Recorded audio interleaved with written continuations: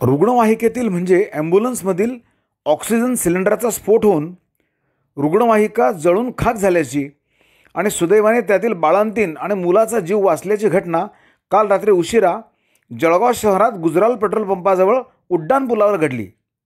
धरणगावहून जळगावकडे येणाऱ्या या रुग्णवाहिकेला आधी शॉर्ट सर्किटमुळे आग लागली आणि त्यामुळे सिलेंडरचाही स्फोट झाला।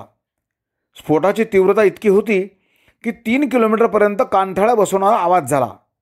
रुग्णवाहिका चालकाच्या प्रसंगावधानामुळे त्यातील बाळंतीण महिलेसह बाळाचाही जीव वाचवण्यात यश आले आहे। रुग्णवाहिकेतून धूर निघत असल्याची शंका आल्याबरोबर चालकाने स्वतः खाली उतरून महिलेसह नातेवाईक आणि डॉक्टरांनाही खाली उतरवले। नंतर रुग्णवाहिकेने पेट घेतला, यामुळे जीवितहानी टळली आहे।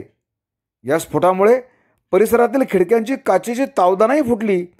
सिलेंडर 100 फूट उंच आकाशात उडाले। काही मिनिटातच ही रुग्णवाहिका जळून खाक झाली आहे। तेव्हा आग लागलेली होती गाडीला, इथं कोणी नव्हतं।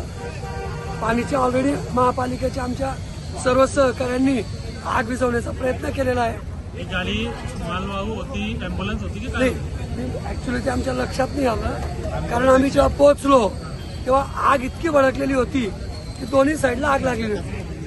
ड्रायव्हर पॅसेंजर कोणीच नव्हतं, आग लागलेली होती, इथं कोणीच नव्हतं आणि इथं असं वाटतही नाही, कारण जेव्हा आग लागली तेव्हा ते सोडून चालले गेले असं वाटतंय।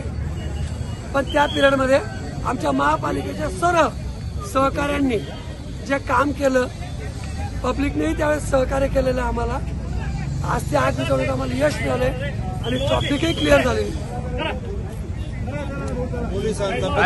पोलिसांचंही त्या बाबतीत खरंच सहकार्य होतं। अमर जैन।